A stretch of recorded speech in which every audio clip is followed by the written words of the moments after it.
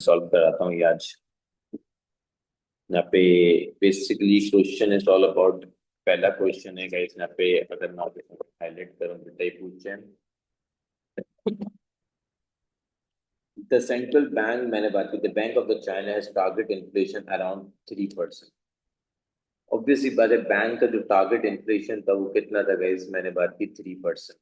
The bank of the India has target inflation rate 4% and the federal reserve, the European Central Bank and the Bank of the England all have 2% target inflation rate. So basically, the Bank of China has target inflation rate of around 3%. The Bank of India has a target inflation rate of 4%, and the Federal Reserve, मैंने बात की, the European Central Reserve and the Bank of the England all have a 2% target inflation rate. पूछा गया है considered whether central bank should have a target inflation rate 0%। पूछा गया यहाँ पे, ऑब्वियसली बात है, वेदर टारगेट इन्फ्लेशन रेट जो है वो 2% पे पहुंच सकता है क्या नहीं पहुंच सकता। Question is all about this. तो गाइस यहाँ पे अगर एग्जामिनर जो पूछ रहा है वो आपसे ये पूछ रहा है गाइस यहाँ पे, द बैंक ऑफ चाइना का टारगेट इन्फ्लेशन रेट था 3%, बैंक ऑफ इंडिया का टारगेट इन्फ्लेशन था 4%, द फेडरल रिजर्व और यूरोपियन यूनियन का सेंट्रल बैंक का जो इंग्लैंड का तो टारगेट इन्फ्लेशन था 2%। तो क्या ये 3%, 4%, 2% जो टारगेट इन्फ्लेशन है, क्या ये बेसिकली 0% पे पहुंच सकता है क्या नहीं पहुंच सकता। एग्जामिनर ये पूछ रहा है। ऑब्वियसली बात है गाइस, ये क्या टारगेट रेट जो है मैंने बात की गाइस यहाँ पे, पहुंच सकता है 0% पे क्या नहीं पहुंच सकता है। सवाल क्वेश्चन इज अबाउट दिस। तो अगर देखा जाए हम सबसे पहले हमें क्या बताना का होता है गाइस, यहाँ पे सबसे पहले हाईलाइटेड वर्ड एग्जामिनर को जो हमें हाईलाइट करना पड़ता है वो ऑब्वियसली बात है, ये बताना पड़ता है इन्फ्लेशन रेट है क्या।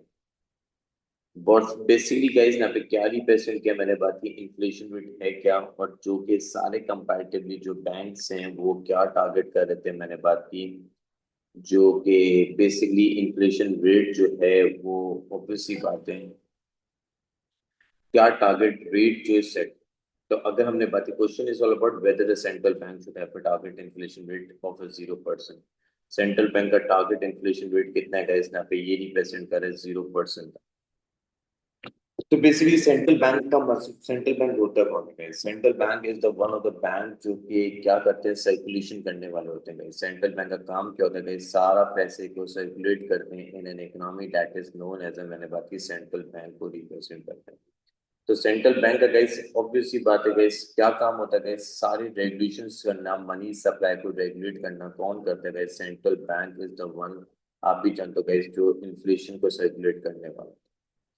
तो बेसिकली अगर हमने ये बात की गई स्नैप, अगर मैं स्टार्ट करूँ इसका स्ट्रक्चर बनाना शुरू, तो भाई सेंट्रल बैंक क्या वो अपनी इन्फ्लेशन रेट को पहुंचा सकता है 0% पे क्या नहीं पहुंचा सकता है, एग्जामिनर क्वेश्चन ये कर रहा है आपसे।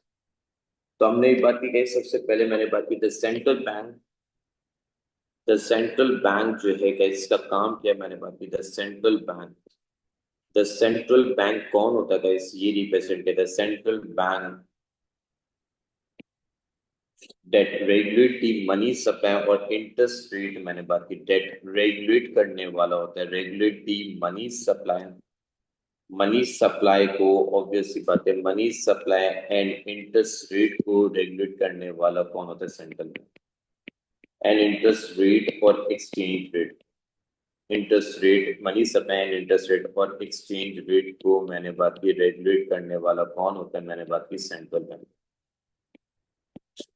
ये सेंट्रल बैंक है। सेंट्रल बैंक मैंने बात की, सेंट्रल बैंक का जो टारगेट था गाइस यहाँ पे ये रिप्रेजेंट किया गया, सेंट्रल बैंक का मेजर जो टारगेट था गाइस वो क्या था, मैंने बात की ऑब्वियसली बात है इन्फ्लेशन रेट हो सकता है कि नहीं।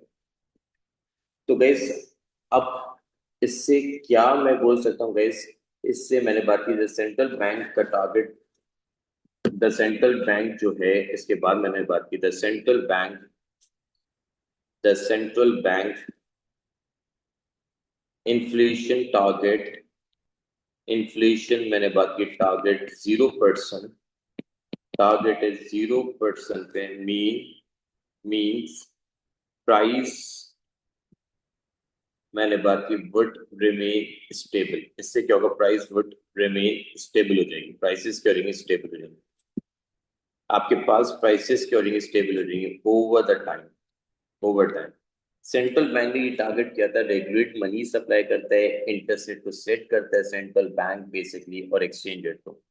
सेंट्रल बैंक जो है वो ये कर रहा है, सेंट्रल बैंक इन्फ्लेशन जो टारगेट है वो 0% पे कैसे, क्वेश्चन दोबारा देख लो बेटा।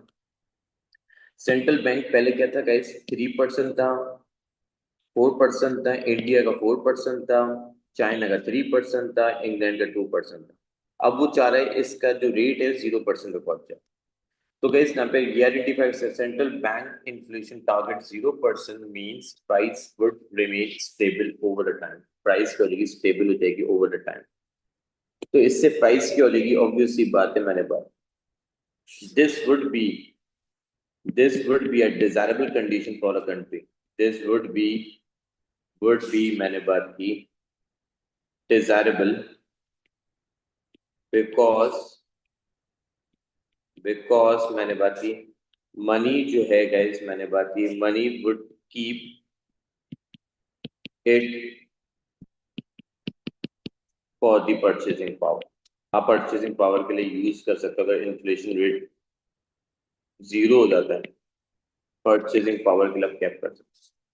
तो हाउएवर मैंने बात की गाइस, इन्फ्लेशन रेट जो है ऑब्वियसली बात है, जो टारगेट ये कर रहा था गैस, मैंने बात की गैस इन्फ्लेशन रेट को रिड्यूस करना, तो it's mean like a better. जी बेटा कोई क्वेश्चन कर रहा था गैस मुझे, जी ताज बेटा क्वेश्चन कर रहे थे कुछ।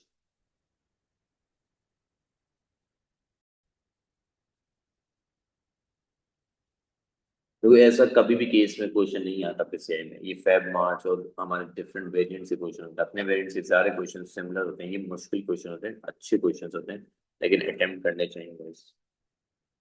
ठीक है, मेक सेंस, सबको क्लियर है गैस।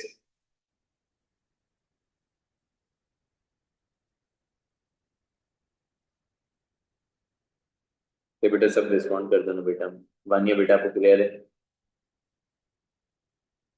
ताज बेटा आप भी बता दो। तो ये आर्गुमेंट अगेंस्ट वाली बातें वैल्यूएशन में करनी होती हैं या फिर नॉलेज, और देखो एनालिसिस है, how many points to write in, देखो हमेशा एक ना बेटा, आप लोगों को पहले से बता दूं बेटा, आपके पास जो है वैल्यूएशन जो की थी हम